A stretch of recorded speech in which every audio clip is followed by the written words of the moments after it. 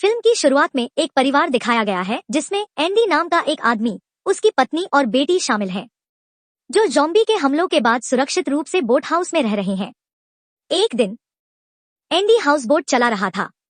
उसने एक नदी के किनारे दो बच्चों को खेलते हुए देखा। एंडी उन्हें देखकर हाथ हिलाता है और खुश भी होता है, लेकिन उन बच्चों के पिता को यह पसंद नहीं आता और वह अपनी बंदूक निकालकर एंडी को दिखाता है। यह देखकर एंडी अंदर चला जाता है। एंडी और उसकी पत्नी रात में एक दूसरे से बातें कर रहे थे। अब उनके लिए नाव में 3 बार खाना बचा था। नतीजतन उसकी पत्नी इस नाव को छोड़कर एक शहर में जाने का सुझाव देती है ताकि वे भोजन की व्यवस्था कर सकें। वह शहर वहां से 30 से 40 किलोमीटर दूर था, लेकिन एंडी अपनी पत्नी को मना करता है क्योंकि वह किसी भी खतरे का सामना नहीं करना चाहता था। भोजन की तलाश करते समय उसे नाव से कुछ आवाजें सुनाई देती हैं। कुछ चीजें लेकर एंडी अपनी नाव पर वापस आता है। सौभाग्य से एंडी ने 3 महीने तक भोजन की तलाश की थी। वे दोनों इसे लेकर उत्साहित थे। उसकी पत्नी उससे कहती है, थोड़ा आराम करो, और वह उस नाव से और चीजें लेने के लिए चली जाती है। दुर्भाग्य से एक ज़ॉम्बी उस पर हमला करता है। जागने के बाद एंडी अपनी छोटी बेटी के प्रति अपना स्नेह दिखा रहा है। वह नाव के डेक पर खून के धब्बे देखता है। यह तथ्य कि उसकी पत्नी पर ज़ॉम्बी ने हमला किया था, उससे स्पष्ट था। इसका मतलब है कि 48 घंटे बाद उसकी पत्नी ज़ॉम्बी में बदल जाएगी। लेकिन एंडी के लिए यह विश्वास करना कठिन था, इसलिए वह परेशान था। वह अभी भी यह सोच रहा था कि उसकी पत्नी ठीक हो सकती है। इसलिए वह अपनी पत्नी और बेटी के साथ नाव से उतरता है ताकि वह अपनी पत्नी को अस्पताल ले जा सके। कुछ दूरी पर चलते हुए एंडी एक कार देखता है। जब एंडी कार में ईंधन डाल रहा होता है तो एक ज़ॉम्बी वहां आता है। उसे देखते ही एंडी जल्दी से कार से उतर जाता है। कुछ समय बाद कार के रुकते ही उसकी पत्नी कार से उतर जाती है, इसलिए वह अपनी छोटी बेटी की नैपी बदल सकती है। लेकिन वह अपनी सबसे खराब हालत का सामना करते हुए फर्श पर गिर जाती है। होश में आने पर वह एंडी से कहती है उसे यहीं छोड़कर वह चला जाए। वह चिल्लाने लगती है क्योंकि उसे अपने ज़ॉम्बी में बदल जाने का डर था। वह एंडी और उसकी बच्ची को संक्रमित कर देगी। दयालु होते हुए एंडी अपनी पत्नी को कार में बैठाता है और कार के दरवाजे का हैंडल भी तोड़ देता है ताकि वह बाहर जाने से बच सके। कुछ दूर चलने पर एक ज़ॉम्बी उनकी कार के सामने आ जाती है। एंडी डर जाता है और उलझन में अपनी कार को एक पेड़ से टकरा देता है। होश में आने पर एंडी को पता चलता है कि उसकी पत्नी पहले ही ज़ॉम्बी में बदल चुकी है। जब वह अपनी छोटी बेटी को लेकर कार से बाहर निकलने वाला होता है तो उसकी पत्नी उसे काट लेती है। वह खुद को प्रोत्साहित करता है और अपनी पत्नी की स्टॉपवॉच उतार कर पहनता है। इस प्रकार वह स्टॉपवॉच का टाइमर 48 घंटे का सेट कर सकता है और अब उसके ज़ॉम्बी में बदलने का समय शुरू हो गया है। वह अपनी छोटी बेटी के साथ चलना शुरू करता है। वह उसी ज़ॉम्बी से मिलता है जिसने जाते समय उनकी कार को पेड़ से टकरा दिया था। एंडी खुद को और अपनी बेटी को उस ज़ॉम्बी से बचाने के लिए संघर्ष कर रहा है। तभी वहां थूमी नाम की एक लड़की आती है। वह कहती है, मेरे पिता को नुकसान मत पहुंचाओ, उनसे दूर रहो। वह एक छोटे से पत्थर से उसके हाथ को घायल कर देती है जिससे खून बहने लगता है और उसका पिता उसके खून की गंध सूंघते हुए उसके पीछे जाता है। इसके बाद एंडी उस शहर में चला जाता है जिसके बारे में उसकी पत्नी ने बताया था। एंडी उस शहर के स्कूल में प्रवेश करता है और वहां एक अच्छे स्वभाव वाली शिक्षिका से मिलता है और वह एंडी के घाव पर पट्टी बांधती है।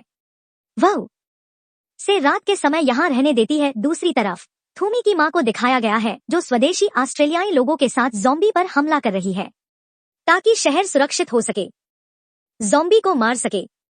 वह अपनी बेटी थूमी को भी खोज रही है। थूमी अपने पिता से बहुत प्यार करती थी और ज़ॉम्बी बन जाने के बाद भी वह उनसे दूर नहीं रहना चाहती थी। इसलिए उसने जमीन में गड्ढा खोदते समय अपने पिता को सुरक्षित रख दिया था। वह अपने पिता का ख्याल रखती थी ताकि उसे उसकी मां या स्वदेशी ऑस्ट्रेलियाई लोग कोई नुकसान न पहुंचाए।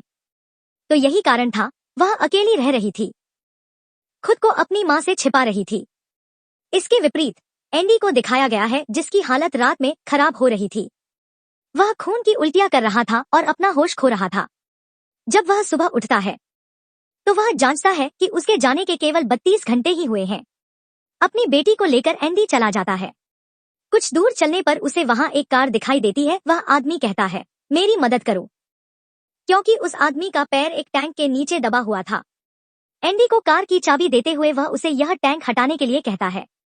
एंडी खींचते हुए टैंक हटाता है और वह आदमी एंडी को अपने शेल्टर हाउस में ले आता है, जहां अब वह अपनी पत्नी के साथ रह रहा था।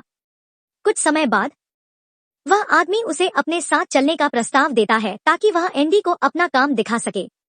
खुद को ज़ॉम्बी से बचाने के लिए वह दिखाता है कि कैसे वह लोगों को ज़ॉम्बी के चारे के रूप में इस्तेमाल करने के लिए पिंजरे में बंद करता है। ज़ॉम्बी को आकर्षित करके वह उन्हें गोली मार सकता है। वह ज़ॉम्बी को मारने के बाद उनकी कीमती चीजें इकट्ठा करता है ताकि आने वाले दिनों में स्थिति बेहतर होने पर वह इन चीजों का इस्तेमाल कर सके। एंडी ने पिंजरे में थूमी और एक बूढ़े आदमी को देखा। एंडी को अच्छा नहीं लग रहा था, लेकिन उसके पास दूसरा विकल्प भी नहीं था जहां उसकी बेटी को सुरक्षित रखा जा सके। भी उस आदमी की पत्नी वहां आ जाती है और उससे कहती है, ऐसा मत करो, तुम्हारी बेटी शेल्टर हाउस के मालिक के हाथ में कभी सुरक्षित नहीं रहेगी। वह दुष्ट है। वह बताती है, वह मेरा जीवन साथी नहीं है। उसने मेरे पति को ज़ॉम्बी का शिकार होने के लिए छोड़ दिया था और उसने तब से उसे बांध रखा है। तभी वह आदमी उसे खोजते हुए वहां पहुंचता है। वह उन दोनों की बातें सुन लेता है। वह एंडी को बेहोश कर देता है और उसके सिर पर बंदूक तान देता है। वह उसे थूमी के उसी पिंजरे में कैद कर देता है।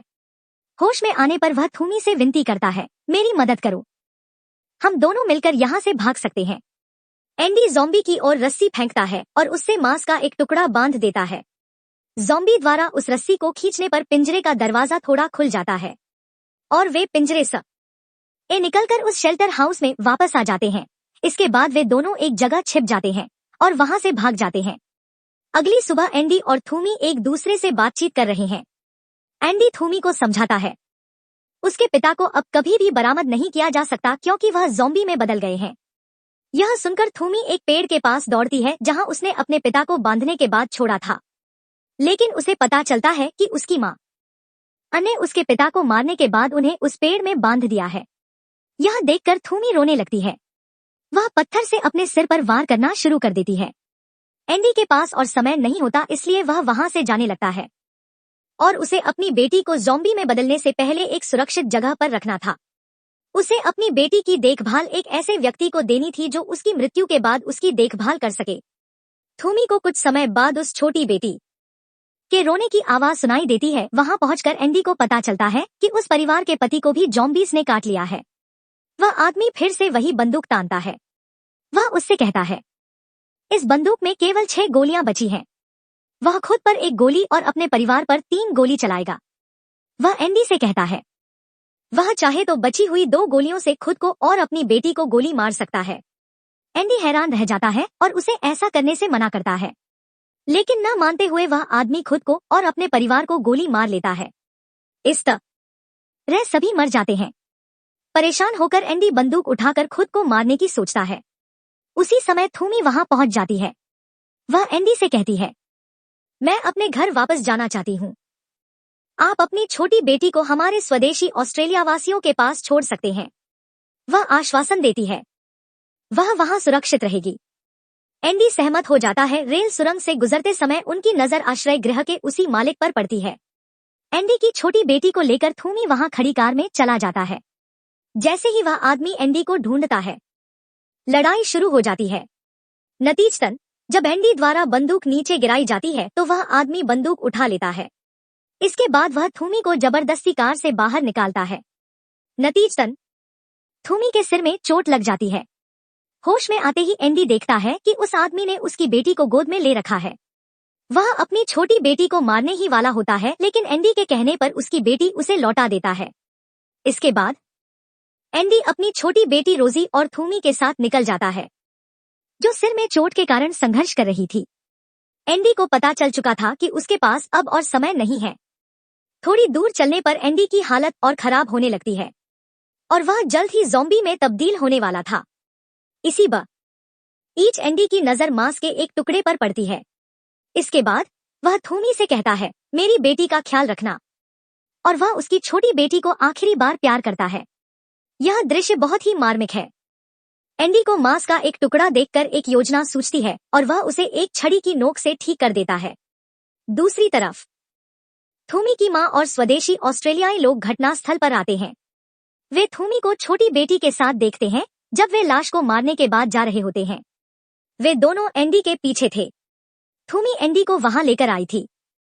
उसे छड़ी से निर्देश दे रही थी जिसमें मांस का एक टुकड़ा फंसा हुआ था। उनके आने के बाद थूमी ने स्वदेशी ऑस्ट्रेलियाई लोगों को रोक दिया जब वे एंडी को मारने जा रहे थे और वह वहां स्प्रे करती है। एंडी की पत्नी का परफ्यूम निकालती है ताकि एंडी अपने परिवार की यादों को महसूस कर सके और याद कर सके। इसके बाद वे एंडी को मार देते हैं। फिर यह दिखाया जाता है। छोटी लड़की के पेट पर एक लिखित बयान है जिसे एंडी ने लिखा है। उसने सफेद रंग से धन्यवाद लिखा है। थूमी की मां और स्वदेशी ऑस्ट्रेलियाई घटनास्थल पर आते हैं। जब वे ज़ॉम्बी को मारने के बाद जा रहे होते हैं तो वे थूमी को छोटी बेटी के साथ देखते हैं। वे दोनों एंडी के पीछे थे। थूमी एंडी को वहां लेकर आई थी और उसे छड़ी से निर्देश दे रही थी जिसमें मांस का एक टुकड़ा फंसा हुआ था। उनके आने के बाद थूमी ने स्वदेशी ऑस्ट्रेलियाई लोगों को रोक दिया जब वे एंडी को मारने जा रहे थे और वह वहां स्प्रे करती है। एंडी की पत्नी का परफ्यूम निकालती है ताकि एंडी अपने परिवार की यादों को महसूस कर सके और याद कर सके। इसके बाद वे एंडी को मार देते हैं। फिर यह दिखाया जाता है कि छोटी लड़की के पेट पर एक लिखित बयान है जो एंडी ने लिखा है। उसने सफेद रंग से धन्यवाद लिखा है। फिर वे एंडी को उस पेड़ में छिपा देते हैं जैसा उन्होंने संक्रमण को रोकने के लिए थूमी के पिता के साथ किया था। थूमी की मां और स्वदेशी ऑस्ट्रेलियाई घटनास्थल पर आते हैं। जब वे ज़ॉम्बी को मारने के बाद जा रहे होते हैं तो वे थूमी को छोटी बेटी के साथ देखते हैं। वे दोनों एंडी के पीछे थे। थूमी एंडी को वहां लेकर आई थी और उसे छड़ी से निर्देश दे रही थी जिसमें मांस का एक टुकड़ा फंसा हुआ था। उनके आने के बाद थूमी ने स्वदेशी ऑस्ट्रेलियाई लोगों को रोक दिया जब वे एंडी को मारने जा रहे थे और वह वहां स्प्रे करती है। एंडी की पत्नी का परफ्यूम निकालती है ताकि एंडी अपने परिवार की यादों को महसूस कर सके और याद कर सके। इसके बाद वे एंडी को मार देते हैं। फिर यह दिखाया जाता है कि छोटी लड़की के पेट पर एक लिखित बयान है जो एंडी ने लिखा है। उसने सफेद रंग से धन्यवाद लिखा है। फिर वे एंडी को उस पेड़ में छिपा देते हैं जैसा उन्होंने संक्रमण को रोकने के लिए थूमी के पिता के साथ किया था।